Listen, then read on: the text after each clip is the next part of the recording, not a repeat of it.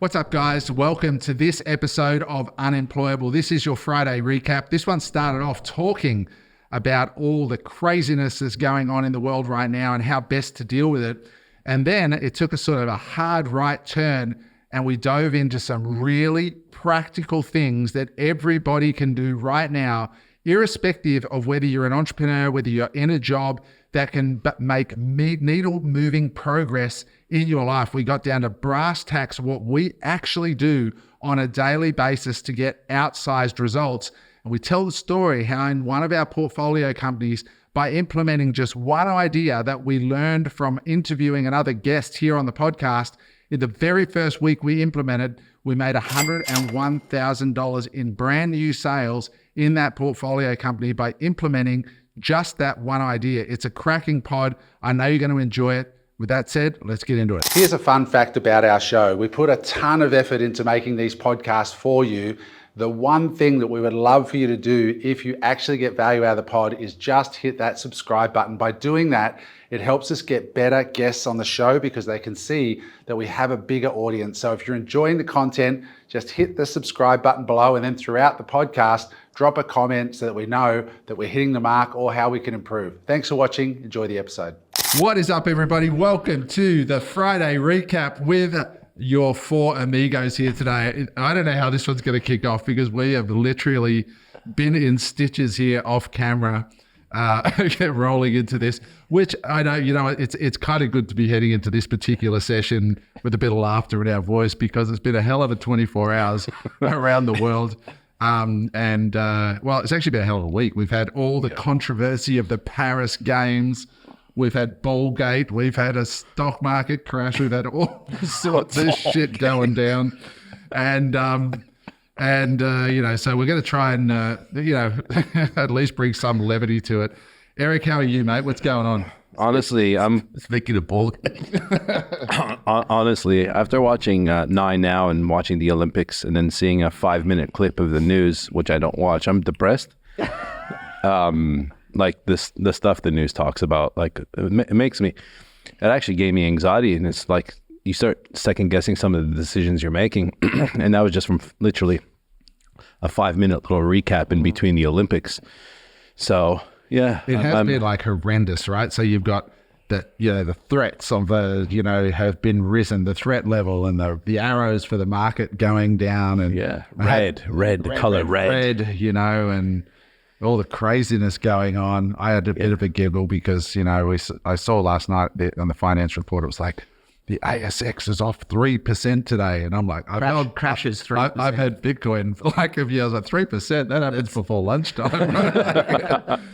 But you just got to have a bit of a sense of humor. James, how are you, mate? Yeah. Holding up all right under the craziness of it all? Mate, I'm with Eric. I had a friend come and stay from Sydney over the weekend and said, can we watch the Olympics? So I'm like, fuck, I got to plug the TV in. I actually didn't know whether to call. I don't watch TV at all. I don't watch the news at all. Stream the Olympics these days, bro. I just could be fucked with mainstream anyway, or the Olympics for that matter. But it's interesting. And then you're right. In the morning, a lot of people just get indoctrinated with probably the get up, watch the morning show, whatever the shit is. Then they're in the car, they're listening to the radio with more shit. You get this stuff drilled into you. Yeah. And it was fucking punishing it over the weekend, even watch the Olympics with the little micro breaks in between. I just went, forget that, turn it off. I cannot watch it. I have no time for mainstream TV at all, full stop. I can't even watch the Olympics as well. I've not watched one sport of it. I've been watching the Olympics. I've loved the Olympics, but I haven't been watching the Australian commentary. I've been watching the international commentators or no commentators. And I've been enjoying the sport. I've been enjoying the memes, watching the I said it was right around the pole vaulter is nuts, knock the bar off. And sent it to all my mates saying, now this is why I didn't go into pole vault. The best is the Turkish guy. Do you see Turkey sent a hitman to the Olympics? Like everyone's in the Olympics and they've got these like anime cartoons. It's like accessories, all these accessories, and you got this Turkish guy in the Olympics, and he's just got his hand in his pocket, and he just goes with a pair of jeans, pair of glasses, and he's just shooting. And he only took up shooting. Silver. He only took up shooting a few months ago, apparently, after divorcing his wife or something. It's true story. So he's pretty accurate then. Yeah, exactly. They should have hired him for the US. He wouldn't have missed. But anyway, there's this dude just sitting there looking like he's out of Pulp Fiction, just boom, Anyway, so it's been a crazy ride. We hope you guys are okay out there. And look, seriously, all jokes aside, turn that shit off. Honestly. 100%. Like it's so much shit out there. And, just remember this, at every time of turmoil, if you're just talking about the markets for a moment, it's not the first time this has happened. I remember 2008, it all went to shit and then it all comes back. And, it's just a case of being a little patient. I was laughing at us off camera because last Friday we said, be in anything but cash. And that didn't age well a week later. And Richard put that just disclaimer slightly right across the bottom. This is not financial advice. And it isn't. It's entertainment, edutainment, whatever you want to call it, but it's not financial advice. We're not qualified. You shouldn't listen to us. We're total degenerates. But we're saying be in anything but cash. Obviously, we're talking about, long term, and these things do come around. And when these things do come around, opportunities abound. Warren Buffett's sitting on a massive amount of cash right now. And it does beg the question a little bit, though, right? The timing, like Warren's out 4 days before the NASDAQ has 1,000 point loss in a single day, and Warren is out 4 days before completely. It's an interesting timing, and it's a big game, and all these players kind of understand exactly how it's being played, and they're ready to make moves when it's about to happen. And I think even Elon commented on that graphic that showed Warren Buffett's cash pile went from like 150 million to 277 million after he sold Apple. He goes, well, obviously Warren expects a correction, right? And just slightly tongue in cheek. But yeah, that's exactly what's happening. Yeah, like just days later. Warren gets the calls, right? When things need to be rescued, who do they call? They call Uncle Warren. Mm-hmm. So Warren knows exactly what's going on. He's probably going to get a few calls the next few months, I'd reckon, with the way the things are going. Yeah.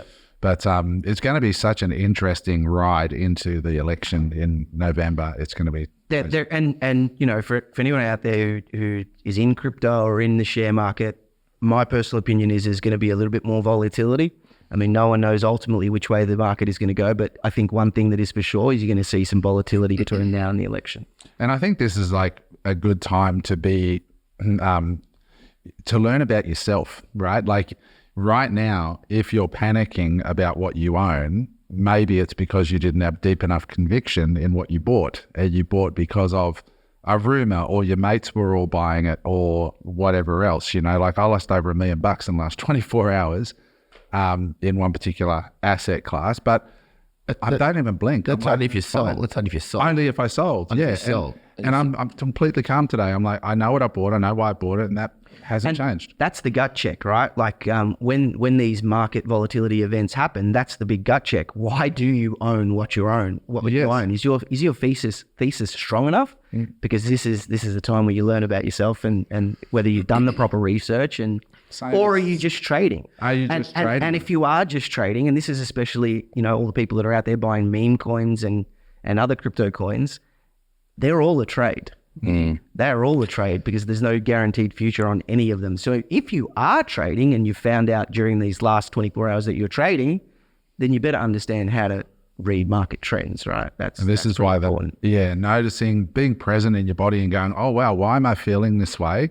And Eric's pointed to one being external stimulation, but others is just you really do learn a lot about yourself when you're in the ring. The other thing I think as well, like it's when you've got an app there and you can watch your balance fly up and down like a yo-yo, and every 5 minutes you check it. It's fucking mindless. Versus you go and check your real estate portfolio, it's probably gone up like or down none. You can't. Well, the thing is, there's no markers beside real estate. Like real estate prices are going up and down every day. But there isn't a chart that's going to show you that. Like real estate, you're looking at a chart from 3 months ago. There's so much delay. But I read something Stephen Bartlett put up today, and it made me really think, especially around, the economy and where everything's at the moment. And he says, you become unstoppable when you work on things. People can't take away from you. Mm-hmm. That's interesting. Right? Like that comment really made me sit there and think for about 2 minutes of just what does he mean by that? What's your interpretation of what he means by that?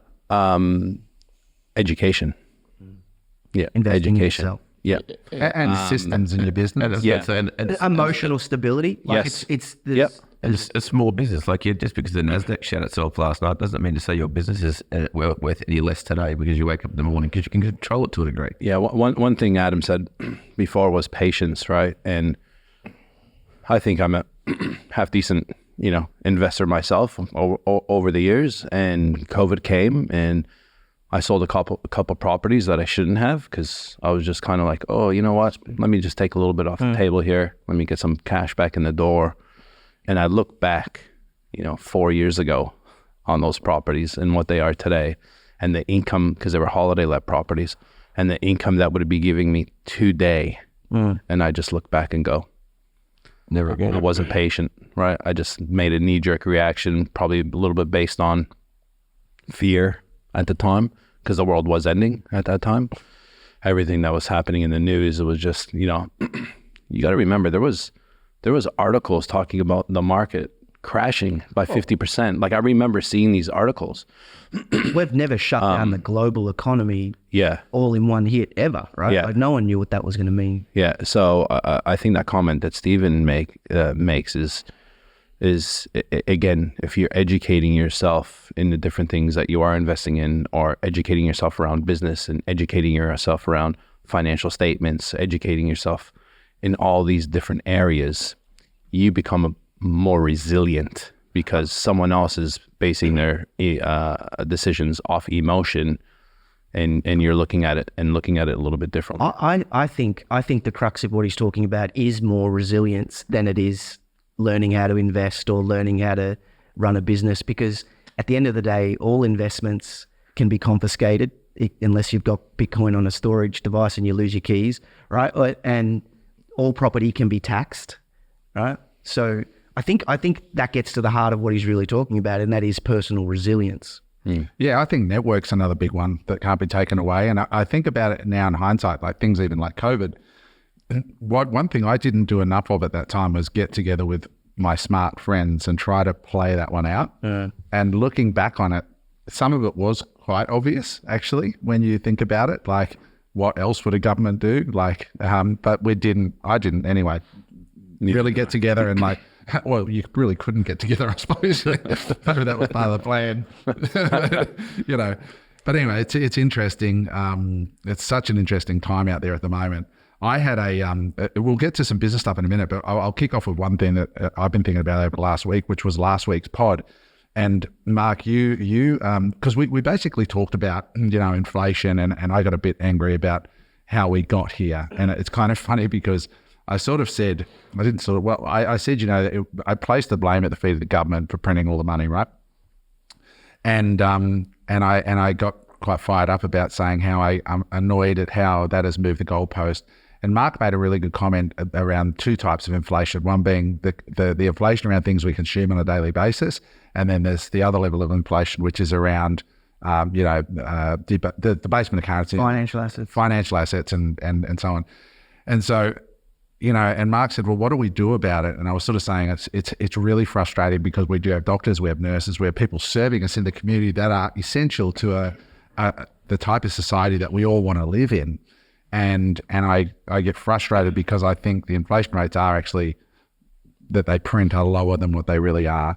Especially frustrated because you look at the cost of money over the last few years, the cost of money has gotten so much more expensive, and that's not counted in those inflation numbers, right? So the cost of food and everything's gone up, but then if you've got a mortgage, your interest rate has doubled. And also over the years, they've taken things out of that basket. They continually take things out of that inflation basket. They modify the inflation basket to win the popularity contest, right? Basically, and we're all starting to understand this now. And I get frustrated going, it's not right that the average working man, it's getting harder and harder and harder. And then Mark sort of said, well, what do you do about it? And I'm in a WhatsApp group, and one of the guys renamed the WhatsApp group Adam's Communist Party, right? Because, which is funny. And because it's kind of like communist kind of a view, right? Like we should all be in this together type of thing. But Mark sort of said, what do we do about it? And we were at the end of the podcast, and I sort of said, vote, protest, that was my only thing. But I thought about that a little bit more. And I saw a clip this week with Charlie Munger, and he said one of the most dangerous things about a Government. government in our I can never remember the word these days. It always goes where we vote, right? What's our system? Democracy. Democracy. Yes, is that people have figured out that they can vote for money. Basically, they can vote for the candidate that's going to give them the most money. And whenever you give the masses access to the printer, which is really what it is, right? It's us voting for the politician who promises to give us the most. Right? Well, you've got one side that is promising to give businesses the most, Yes. and you've got the other side that's promising to give the battler the most. Yeah, but the problem is, really, when I really think about it, I didn't like the answers that I sort of arrived at in my head, which is that in order for a change to actually happen, human nature would have to change, because we vote for politicians based on how much money they're going to give and serve us, right? And so I really don't know that it's ever going to change this. That was the point that I was trying to make. Because I think, if you are going to be a doctor and a nurse, or you're going to be in public service, these two ideas can sit together, which is I really, really, really appreciate people who go that path. And I'd love to think, the idealistic side of me, that there's something you can do to actually protect them.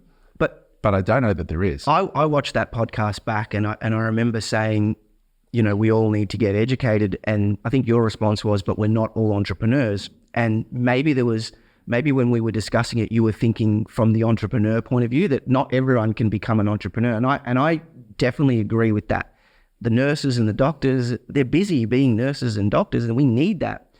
I guess the argument that I was trying to make, or the idea that I was trying to bring up, was that just like when we go to school, we learn math and we learn English and we learn all these foundational skills, that perhaps there needs to be a change in the foundational skills that we're learning from an early age, which are around money management. Because if you look at it, right, whether you're a doctor, you're a nurse, you're an entrepreneur, money is an integral part of anybody's life.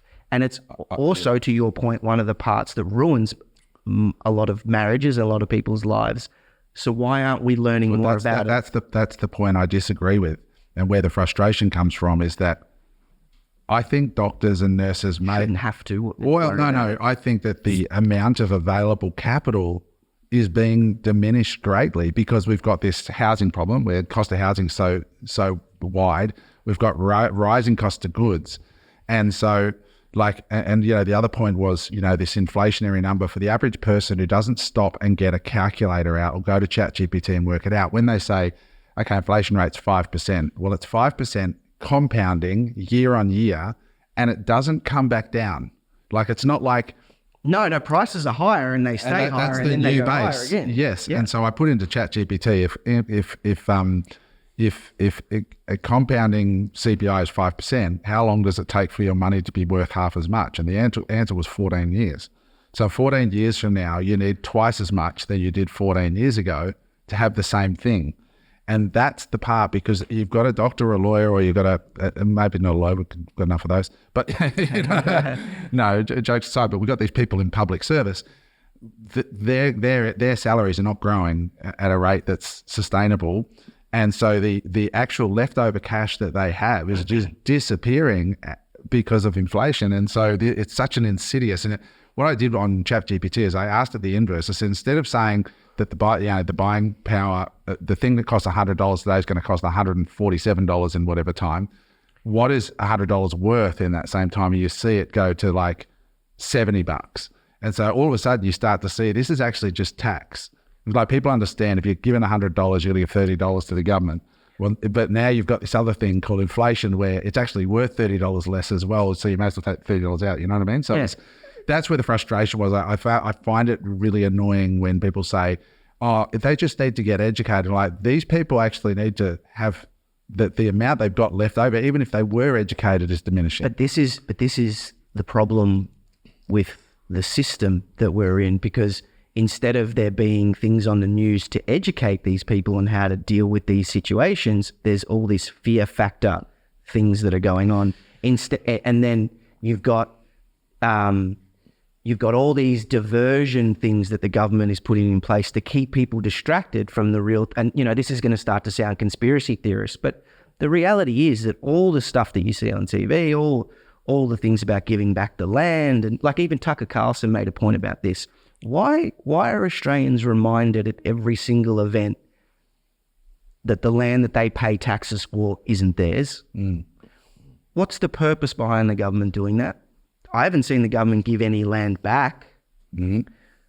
So what's the purpose behind reminding every Australian who pays for this, the land is yours. You pay your taxes, the land is yours as an Australian. Why are we reminded at every single event that it's not ours? Has anybody ever thought on that? But hey, let's go back to the first point Because you made. The first point you made was about education. So then it sort of was segued into land tax. The point I'm trying to make is we're being distracted. Can we loop back on that one? Because I think that's interesting. But let's talk about the being distracted. Yeah, I mean, sure, the education piece, I think underlying what you're saying about why, from about 3 conversations ago, is why we're getting taught financial literacy at school. That was one of the first points, and that's a fucking good point. And why weren't they? And why aren't they?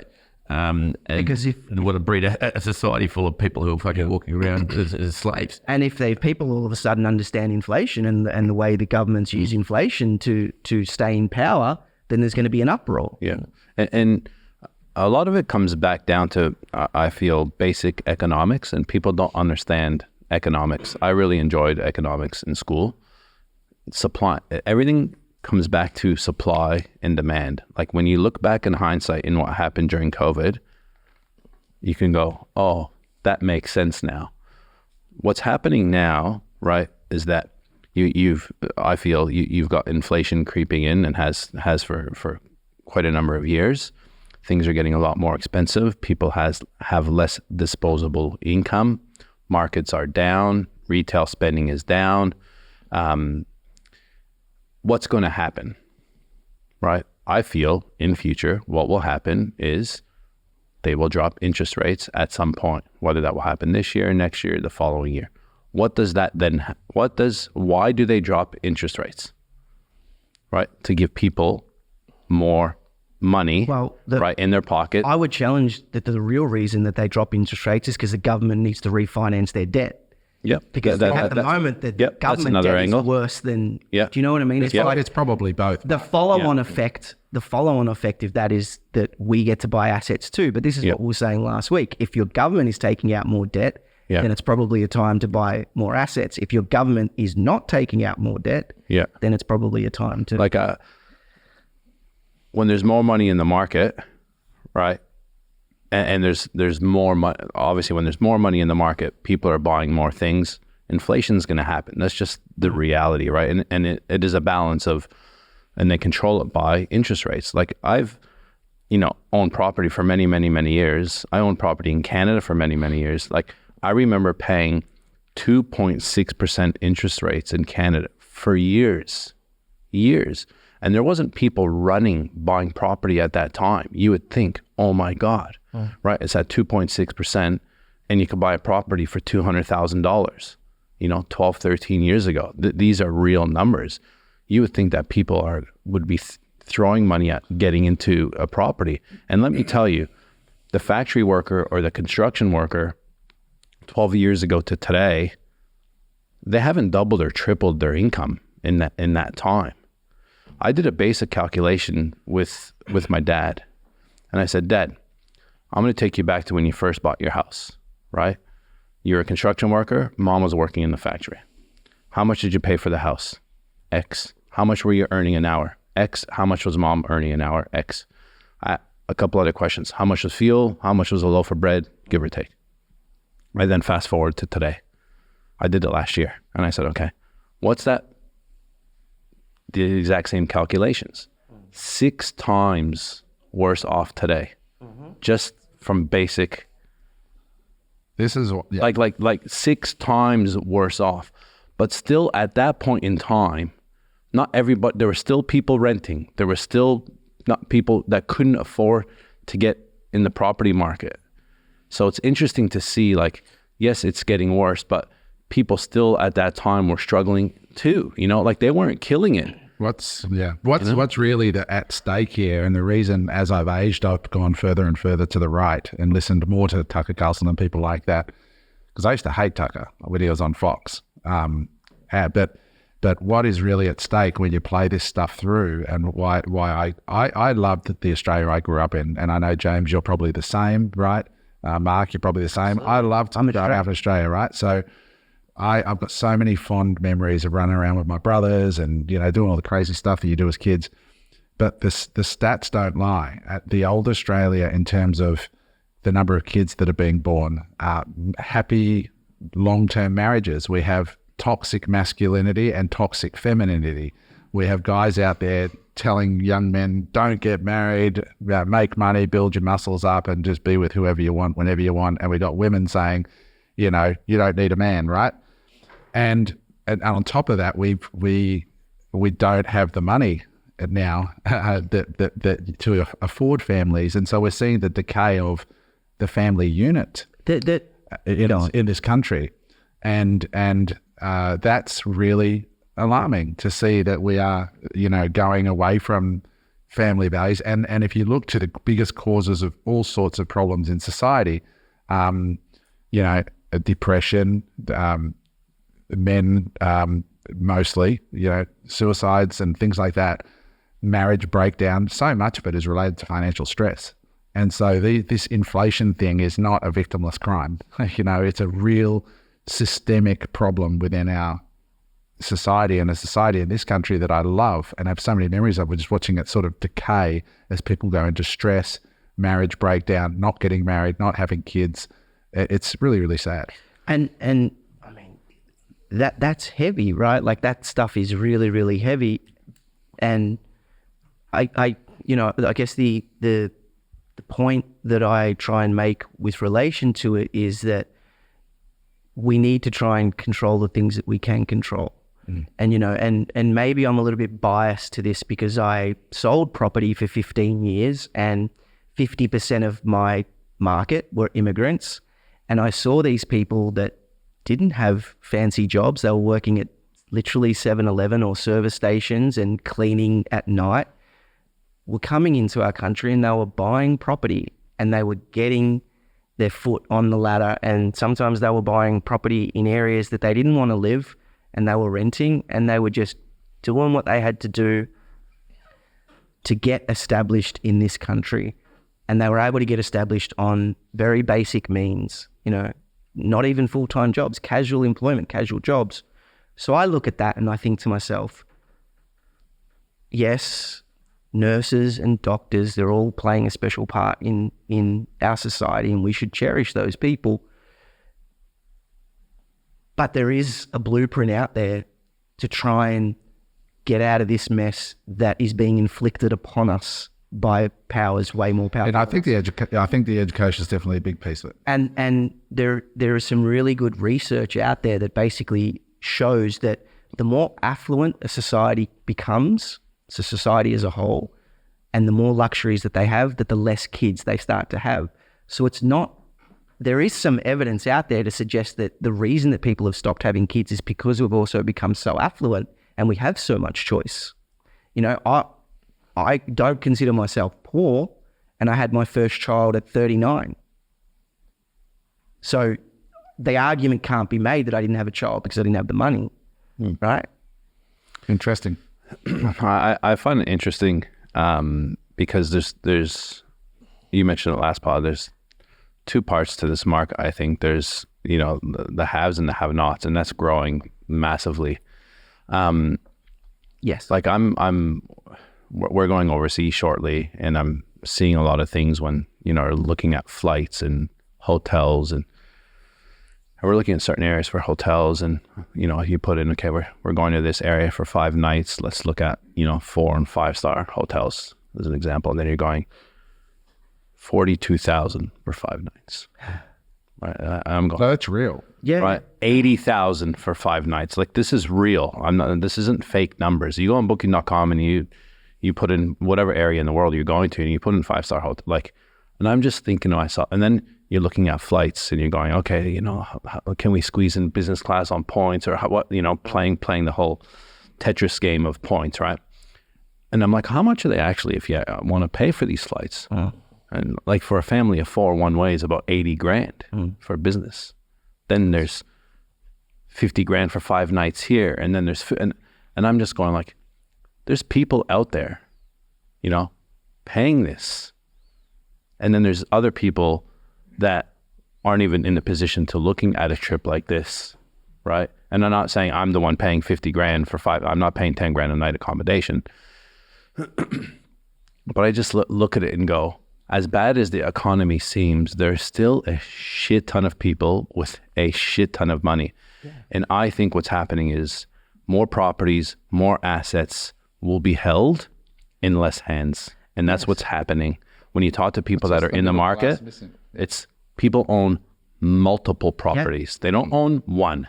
They own multiple. Also, the world is a bigger place than just Australia, right? So you're looking at flights to Europe and you're looking at accommodation in Europe. Well, most of the people that are paying those high prices for flights and accommodation in Europe are earning the US dollar, which is 30% more, whatever.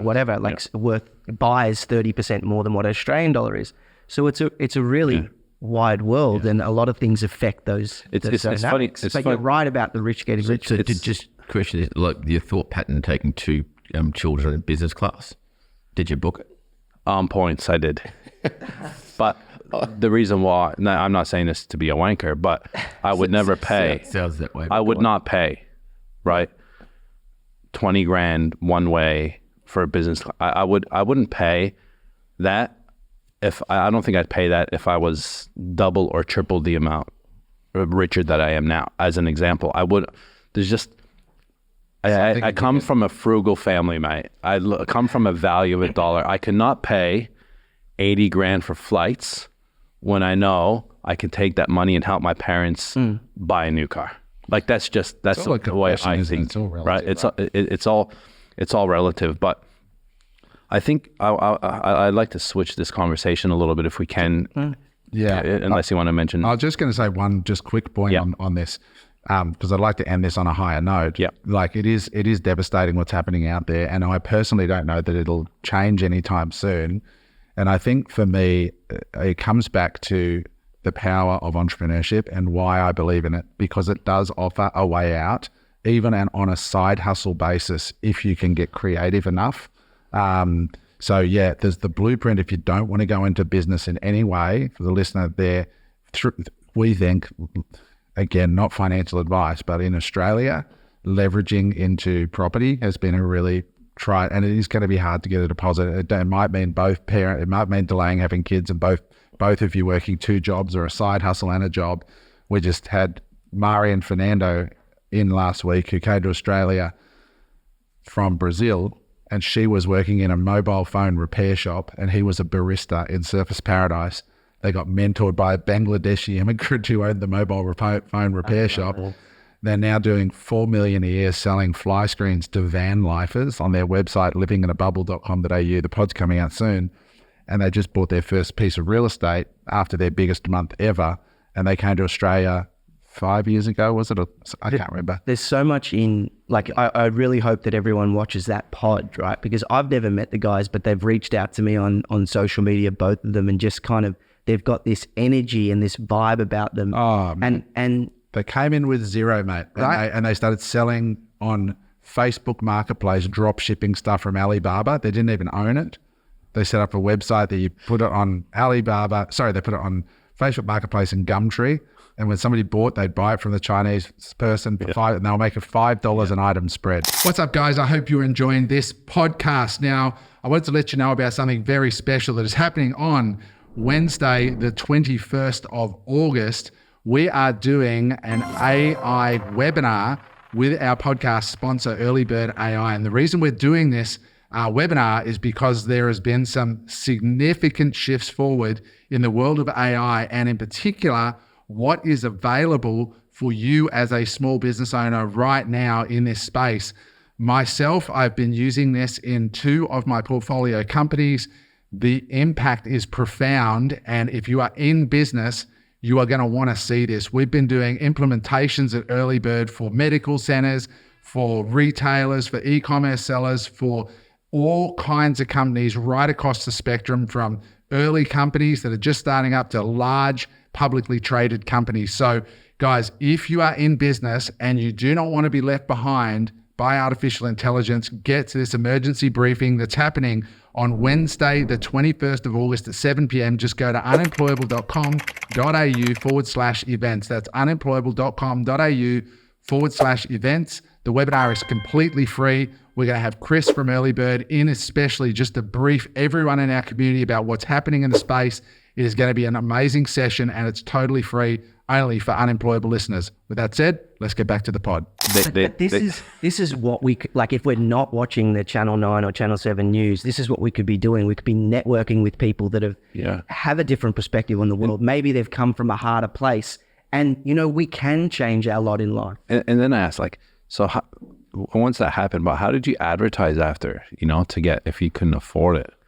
And they're like, well, the Bangladesh man that was our mentor at the time taught us this. And what they did was they went on Facebook and they went on Gumtree and they put up listings in Brisbane and Gold Coast and Sydney and Melbourne, all these different areas, right? You can imagine how many different areas you can actually put a post up.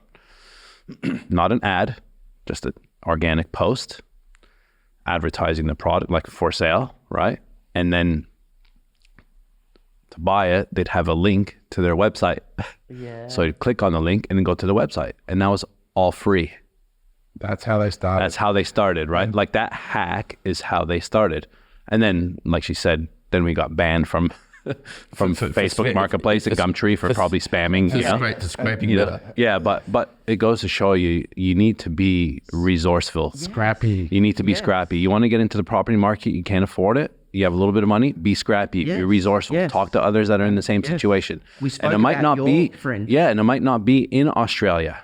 Like I was talking off camera to Adam yesterday about another opportunity in a different country that do things a little bit differently.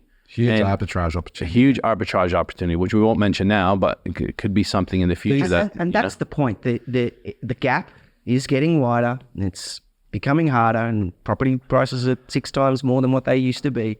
But there's never been so much opportunity. The greatest chance of changing is through education. In fact, it's probably the only chance for most people. You got to turn all that shit off on TV. Like, just one more story to finish this in a pod, and then I'm going to throw to you to change gears. Is the we ourselves are the biggest students of Unemployable podcast because we never miss one. We're on them. But we're implementing this stuff ourselves, guys. Like, we have a portfolio company, Eric and I, and we listen to the podcast with Brooke Triplett. So Brooke lives up in Bali, and I asked her, how many people have joined your community as a result? And she said, your podcast is the gift that keeps on giving. I've never had a month the size of what I had. My sister joined. Did she? Yeah. I won't reveal the numbers, but she's had by far, like by a factor of 300% bigger month ever the month the pod came out. And she said, we've got so many new clients and they're amazing and we're so stoked, right? But we watch that. She teaches people how to get the power of having professional salespeople. And in this portfolio company, we're like, we need to organize that. We need to create a funnel that goes to a professional salesperson to sell the services of this company. And up until then, it was sort of just referral that was going in. They were doing well. Last week was the first week that we learned there's 2 things. We need a really effective creative. We knew what to do. So we had to create an ad, so to speak, that was effective, and we knew what to do. We just hadn't gotten around to do it. And we need that ad to drive to appointments for a professional salesperson, which Brooke referred to us, I believe. Last week was the first week. Now, it took weeks after the pod to organize it all and do the work and get the training done and interview for the salespeople and all the shit. So there's all this work that nobody sees, but this is the power of entrepreneurship. Last week, that salesperson started and did $101,000 in the first week, right? And we don't even have the funnel properly set up yet. Like we're starting to do commercials and stuff shortly, So the reason I'm telling you this is because if you're at a job, you can't do that, right? You don't. That's what I was getting at last week when I was saying that if you really want to be able to outpace inflation, you need a business. Yeah. For the average person, you can't. At the best, you're going to keep ahead of inflation, and if you use your leverage in property, you should definitely keep ahead of inflation. And all I want to make sure is our listeners stay ahead of inflation because it's slowly eating away at you. Comes back to that education piece, though, for you guys to go and put that together in 3 or 4 weeks. I was involved in some of the early meetings with the salesperson and whatnot. Similar thing that I'm doing at the moment, consulting with the company for sales last week came in, but there's 3.5 weeks of underground shit that no one ever gets to see. But that's taken me 20 years how to work that shit out and do it in a heartbeat. Like, it was phenomenal what got put together in that short period of time. Testing some ads now, first sales come in, first orders going up to China. Like, it happens pretty quick, but it goes back to education. I've been a student of digital marketing since 2007 and still am. Still watch all the same stuff that we watch. So, it's about educating and in a non-conventional education. That business, James, just quickly, if you were to just guess, the Jameses, I'm not going to say what it is, but in broad terms, James have done a deal with a guy that consult for equity. Consult for equity. So a guy came on the pod, James became mates with the guy, and now the guy has a very successful business in another country. And James has said, "Can I consult for equity for you to bring it to?" He said, "I'm going to come to Australia. Where do I start?" I said, "Show me your financials." And I said, "Start with me." So you saw it, and this guy's crushing in this other market. Yeah, a one-man band with no great systems, and there's shit falling, or leads falling all through the floor and whatnot. I said, "Well, that's a great way to do it." Now, conservatively, where do you think that will be in 6 months from now in terms of monthly sales in Australia? Wouldn't like to put a finger on it just yet because it could be different markets. But he's doing $1 million a month as a one-man band. In a much smaller market. One guy. One guy, $1 million a month. So again, the reason I just asked for those broad strokes is for the listeners out there to understand that when you get into the world of entrepreneurship, you're working in the world of the infinite, right? Like James could do 5 of those deals if he wanted to. And all of a sudden, like we've had people on here, who was the person we had to multiply their income by 13x or something? And I can't remember what it was, but I remember you saying it.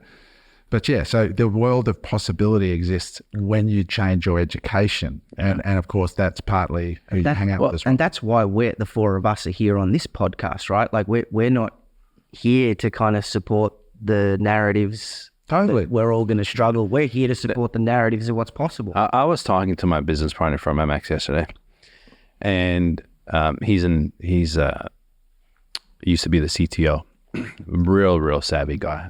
I'm talking to him about what is he doing and at the moment, and he used to work in the business, doesn't work in the business now, kept in contact, and he's doing consulting. And I just said to him, shoot, I just lost train of thought. Mark just left and he's trying your best. Yeah. And he's like, "So why the podcast?" Right? And I'm explaining to him why the podcast, but I'm like, you know what, exactly what you just said. He goes, I said, the amount that I'm personally learning from interviewing these people is unbelievable. Like, you look at what you just said, right, about having that closer come on board. My mentality would have been, okay, guys, we need to bring on a sales rep. Let's put a seek ad out. Let's go and get a headhunter and put someone in sales, and let's sit them in a chair that, in the office. Like, but then when I was discussing it with you in previous pods, when you're talking about these closers, and I've got this closing company and they're based in the US and they work on Australian time. And I'm just like, okay, so you're just saying that these guys just take the idea, you train them and they just close. Yeah. All right. So now that this guy's in and he's a weapon, and luckily he's actually from Brisbane. You met him, right? As well. Yeah. He's from. I was there for the first meeting. He's from Brisbane, and the difference is these guys or these people are proper closers. They're not sales reps. They're not BDMs. Like, they are there and they close. They overcome the objections. They understand, NLP and all the rest of it, and they go in there and they close and they get the results. I mean, you guys said to me, "Can you come down and just make sure have a look and see what the funnel looks like?" I got there, I met the guy, I said, "I can't add any more value than he's going to bring. But thanks for coming along." And I said, "By the way, what's your number? Because I might have a show coming along down the road here." So it's about the network. I said, "You got any other high ticket closers that mix in your circles?" And he said, "Absolutely." Now I'm going crazy. I'm going to do a closer network now that I'm not having to hock out, to the US to get.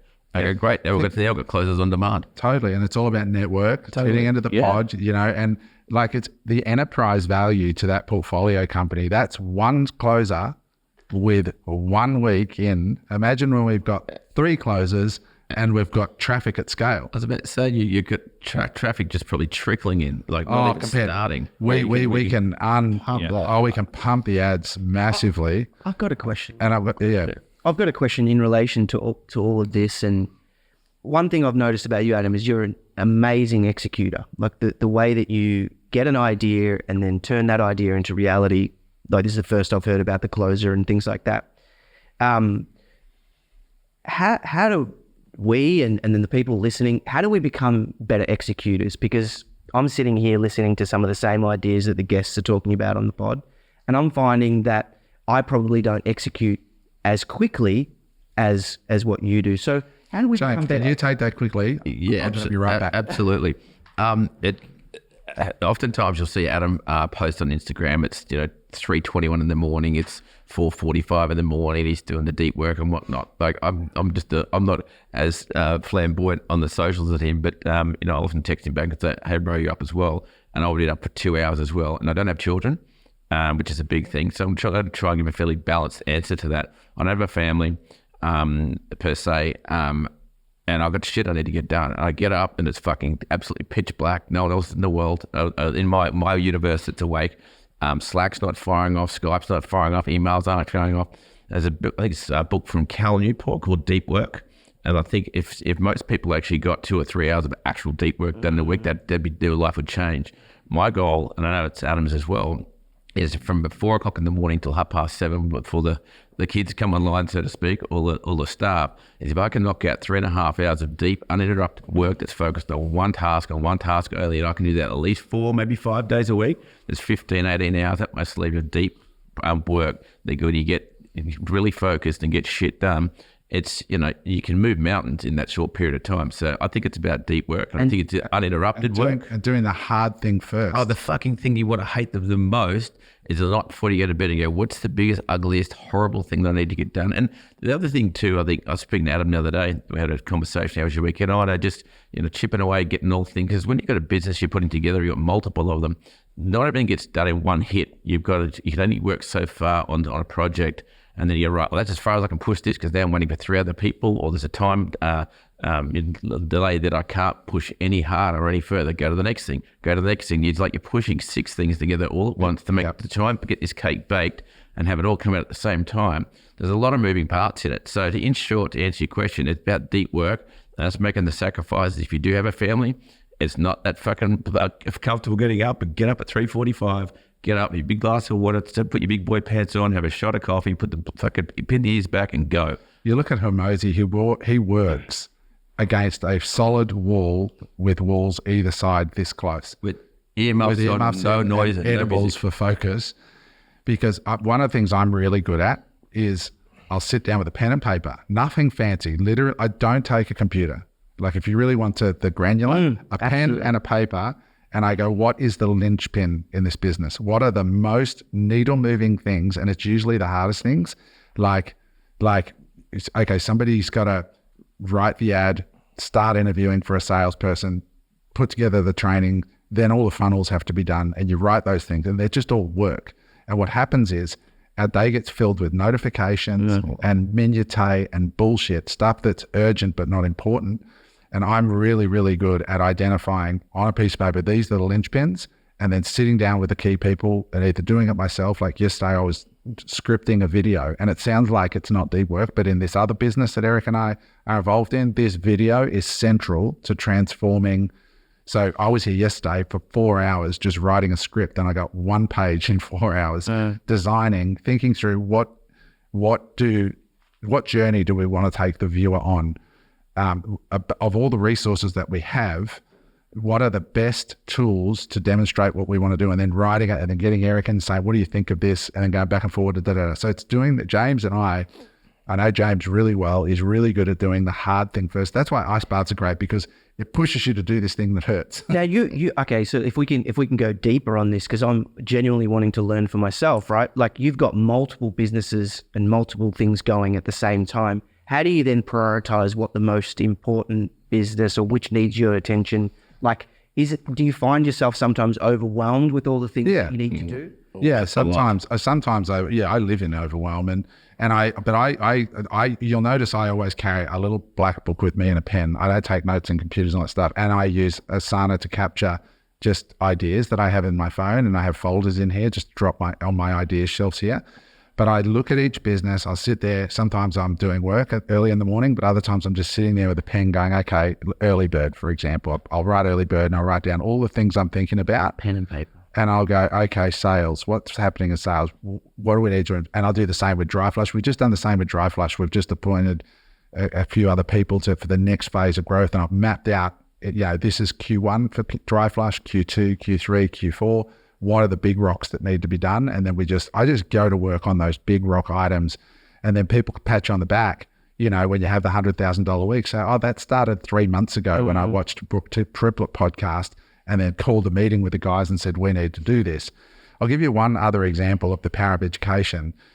Last night we did a coaching call and with our private coaching clients, and we had Raf on. And so Raf is a guy who was on the podcast here, TikTok expert.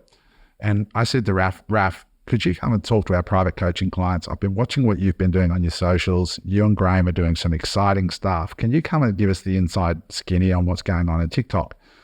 So our private coaching clients were on for 90 minutes with us last night. Amazing session. Like, honestly, it was fire. Like, everybody on the pod was just like, far out. Like, anyway, and I asked him to pick 2 of our actual coaching clients and show them how to use TikTok and show them real examples with real numbers. It just blew us away.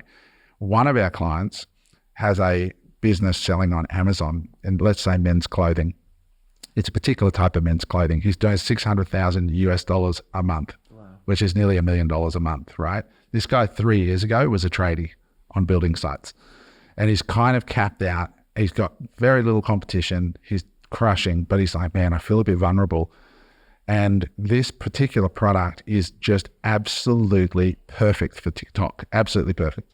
And so this one podcast of TikTok then applied into business, this guy honestly has a real chance at doubling his business by taking his product from the world of Amazon to TikTok. Look, he literally has a real chance of doing it through one podcast.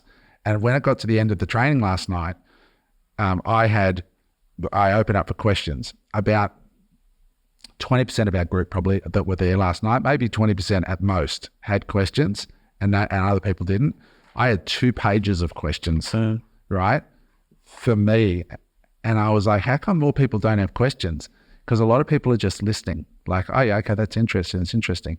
I'm like, detail. Like, I asked questions like, okay, these brands that are crushing on TikTok, I'm looking at my notes here now. What does the staff infrastructure look like inside? Like, have they got a head of TikTok? How many, are they paying any influencers? Yeah, it turned out, yes, the big brands, what they're doing is they're getting a TikTok influencer or creator, like an expert creator for TikTok. They're paying them $1,000 a month retainer and then between 10 and 20% commission on sales on top. But by paying the $1,000 retainer, they can get 5, people that are contracted to produce TikToks for their brand every single month. So they've just got like a couple of 100 videos a month coming in from top TikTok creators for only $1,000 a month retainer. And so I'm like, okay, and how do you reach out to them and how do you identify them? And the software that you use is Collar Data. I'll read them. This is on my notes. Collar Data, FastMoss, Shop Plus. These are all data tools for TikTok.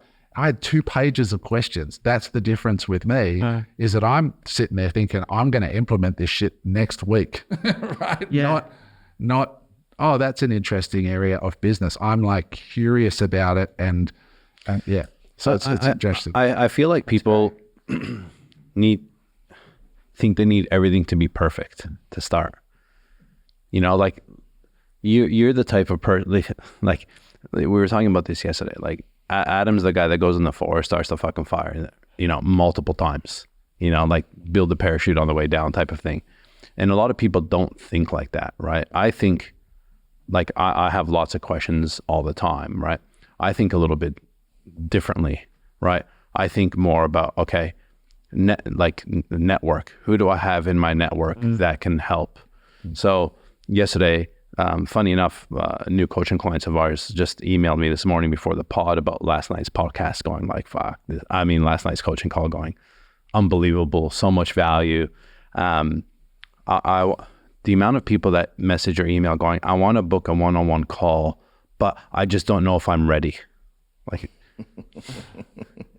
Like everyone is more than, are you telling me you don't have enough information in your mind and questions that you have to book a one-on-one call? It's like they're waiting for like the best time, the golden nugget, just like everyone's waiting for to search for that perfect product to sell, or the perfect ads guy, or there's not a perfect time to start. Just work it out. Like what we've done with Early Bird and these other companies that we're involved in, we're just working it out as we go, based on some of the experience that we already have. Like I'm talking to some of the guys at MX as an example, which is a massive company, about ideas that in my mind that I've learned that seem so basic, and we're not doing them. Yet it's a very successful business in itself. They're great points, all of you guys, right? Like I was just thinking, I'm good at sometimes getting in there in the trenches and doing that deep work when I have to do it. But the one thing that I don't allow myself enough time for is sitting there with a pen and paper. And I usually get my best strategy out of that. Yeah, I just sit there I was going to say, look, it all sounds a bit of fun as well, but just moving at warp speed, when you can. Shit gets broken, shit gets left behind. Even though what I do, and Eric's been witness to this as well, is put together fuck off briefs. And I've been working with Adam for years now. And the more detailed you can when you're doing that deep work into the brief, because you've now got to then communicate that to a lot of third parties, whether internal staff or whatever. And the more detailed you can be with a loom, with all the other stuff in there, just get it done and then batch it up and ship it. And then just ship it to another person to get it done. And they go, is there anything that I have not provided you that's going to stop you from executing this task without asking me another fucking question? James's brief will be in Google Docs, and it's broken up and it's super clear, and there's looms explaining. And that's a huge point. That's the 4 or 5 a.m. work, right? Yeah, totally. Yeah, but then even then, when you do ship that to someone, and they do get it, and they are professional. Like I got to clean. We call it a regroup check, and more of it's an ass wiping cleanup call. I've got 3 different. We've got tech, we've got ads, we've got database. And I went through it the week. I went, fuck this. There's a hole in here. I know there is a hole in here because my data's not lining up and doing the back of the envelope mass. I go into the ad account. That doesn't match with this. This doesn't match with that. We all need to get on a call and get this shit ironed out now, because what I provided you guys was pretty clear, and it's not that. So then it's a come to Jesus moment in a nicest possible way. My point is that when you get something like a big project done and semi-delivered, you've got to be the one that goes back through it yourself. And I know it sounds a bit micro or anal, but like I've gone through and found holes all in this work. No, you're right. So you've got to go back through and then be that person to go, right, this needs to be fixed. You can't do that if you're multitasking. If you're sitting here with your phone notifications turned on and every 2 seconds you're checking Instagram, you can't do that work. Doesn't work. That's where mistakes get made. That's another key point. Like I've been a victim of it sometimes, where I've put out a brief or a task, but I haven't given the detailed brief or the detailed task, and the objective has come back half-assed or wasn't achieved. And you're right. And at the moment, I'm going deep into customer service, and I'm doing all the customer service myself because I need to understand exactly where the opportunities, where it all is, and the perspective that I'm getting from it is so much different. James used a word there, warp speed, and James works at warp speed.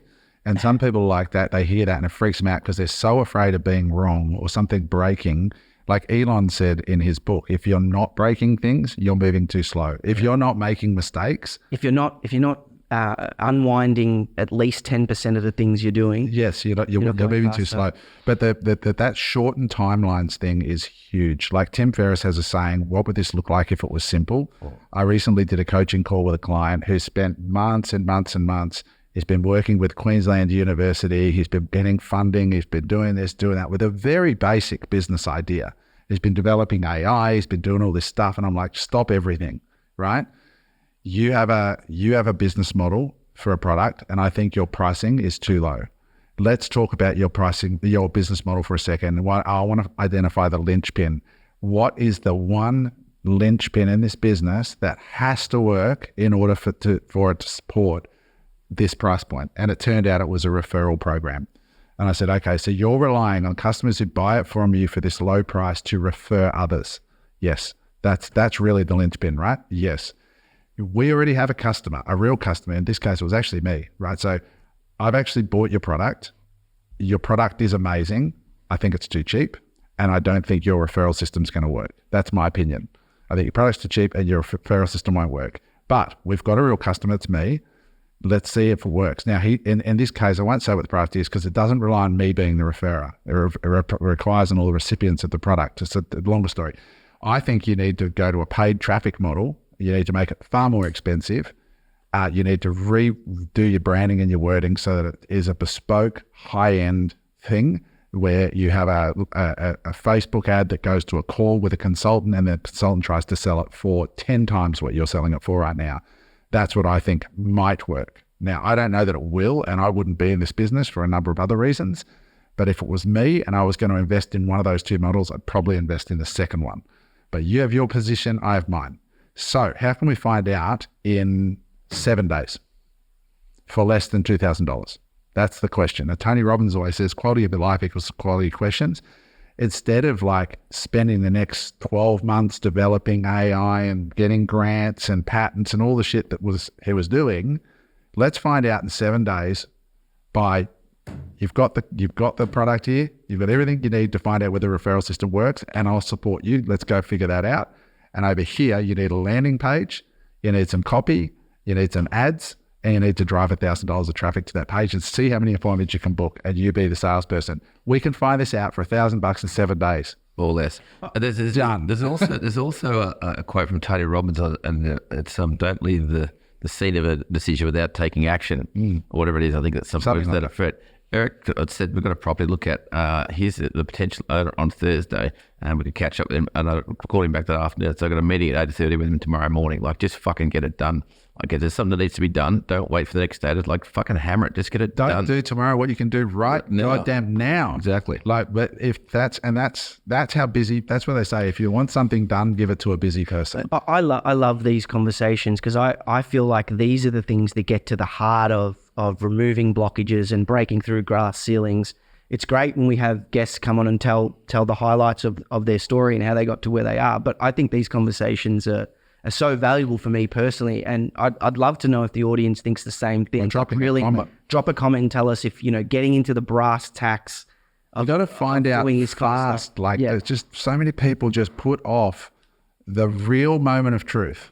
And it's just when you go to market. And that one email that you should have sent today that you put off to tomorrow turns into a mental monster. You go, fuck, I've got to prepare for it. And so then a week later it gets sent, and you could just send the same email. You go, that wasn't that fucking hard. It's like, just do it. And I think people, the whole saying, start with why. Like, you need to have, we've discussed this before, you got to want it bad enough to wake up at 4 a.m. or 5 a.m. or work till 6 p.m. or miss out on, family time or whatever it is.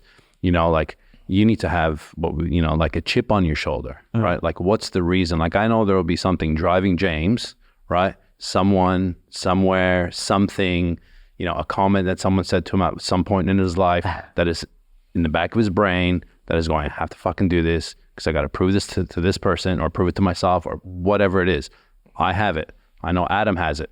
I don't know if you have it, but like that drive, like when my wife asked me, like, why, like, another one, hey, guess what? We've invested in a business today. Like, why? And Andrew Wilkinson, it's an unexplainable thing for me. Andrew Wilkinson is a billionaire investor, said chips on shoulder turns into chips in pockets. Yeah. And that's so true because you need that. We hire for that. We look for people who are slightly pissed off. And look, the most abused people are the richest. And Elon Musk, I can't be that rich. I haven't got that level of trauma. I've got lower. That's what Andrew trauma. said. That's what Andrew said, right? Yeah. Like, the person that has dealt with the more trauma usually will do better because they're resilient and they want to prove someone wrong. Steve Jobs was an orphan who was adopted, I think is his story. Yeah. Elon Musk was physically and mentally abused. You need some trauma. In the old Reliable Education Factory in the toilet because we didn't want to publicise it. It was like, I wanted to give up, but got so many motherfuckers to prove wrong. Yeah. There's a sign on the wall. We had it painted on the wall. Every time I think about giving up, I think of all the motherfuckers that I want to prove wrong. Yeah. And that's chips. But that's a real thing, right? And I feel like if someone doesn't have that, they will never take what they need to do to the next level. They won't wake up at 4 a.m. or they won't do the Saturday mornings or they won't do the 10 Do you think p.m. that's true in all situations? Like we've had some guests on the podcast that haven't seemed like they've had a chip on their shoulder. I don't think really well. Yeah, I don't think it's true in all situations, but I also think that being at the right place at the right time and a little bit of luck goes a long fucking way. Let me tell you. I've seen it multiple times because I've seen many people with chips on their shoulders not do much So either. Patrick David has Choose Your Enemies Wisely. It's a whole book about enemies and using them as fuel. I think enemies is part of it. Luck and timing's part of it. But that hunger is the one thing you can't put into somebody. Which is why I love hanging out with immigrants who come here with no safety net because they're hungry. Another one is when people are aging and they haven't got their shit together. It becomes like, I'm not here to be a nice guy. I'm here to get this fucking job done. And there's nothing wrong with having some backbone. So many people just walk around like they've fucking got forever. I'm like, get out of my fucking way. Like I don't have time for this bullshit. And like it sounds harsh, but that's where I was when I was 40. I was like, I'm 40. All my friends that started in corporate are now making $300,000-$400,000 grand a year. And I'm fucking around with nothing because I just got cleaned out by yet another business failure and I'm pissed off. And there's nothing wrong with a bit of being pissed off for sure. and driven and hungry. But Australians, unfortunately, our productivity in this nation is among the worst in the world. It's not an opinion, it's a fact. We are so spoiled because of mining that we just, and we've just got it so easy to take so much talent. That's what we were talking about before, right? My point about abundance. Yeah. But how amazing is it, like I look at you, Adam, and I see the success that you have and even the successes that are coming. To think, like I'm 41, right? So at my age, you were wiped out with all that business experience, right? And you had those failures, and to see where you are now in 10 years, like it boggles my mind to think, okay, what would happen now if I, and not lost everything, but got in a position where it's like, okay, most of your asset is now gone and you're starting over again. I got down, I was 38 and I had $3,000. Like that is, for me, is unbelievable because I think a lot of people sit here and I look at Adam in a certain way, right? And I know a lot of the viewers will look at Adam in a certain way and go, oh, wow, look at this successful guy who drives the Porsche, who lives on the beach and has this stuff and travels and blah, blah, blah, blah, blah. Mate, 10 years ago, had nothing. I was doing it in James Street selling SMS services door to door for $300 a week. That right? Like that is powerful. But that's what we have to remember. This is what we've signed up for, right? Nothing is guaranteed. Like that's a great part about being in this country is we have legit opportunity here. As hard as it is, we live in one of the best countries still. Not the best, but one of the best for entrepreneurship. Yeah. Guys, we're running out of time. It's been a great session. Mark, we didn't get back to your Indigenous debate and why we apologise to the country. We might do that one in the future. It'd be a good one to fire up the comments and get us cancelled. I love it. I've actually done a lot of deep thinking on that, actually. So I do have let's talk about it. We'll talk about it another time. But so guys, turn the TV off. Stop worrying about the shit that doesn't matter. Really get good at identifying the linchpins in your life and in your business and make real time, which means turn this shit off, the phone, all the notifications. Don't look out of an ocean view. Look at a fucking wall and your book and do some real thinking. And if you start doing that and start acting with urgency, life can change for you, even as tough as it gets. And when these things are volatile, there's new opportunities, right? When things are bad and markets go down. But remember, the alpha always lives in business.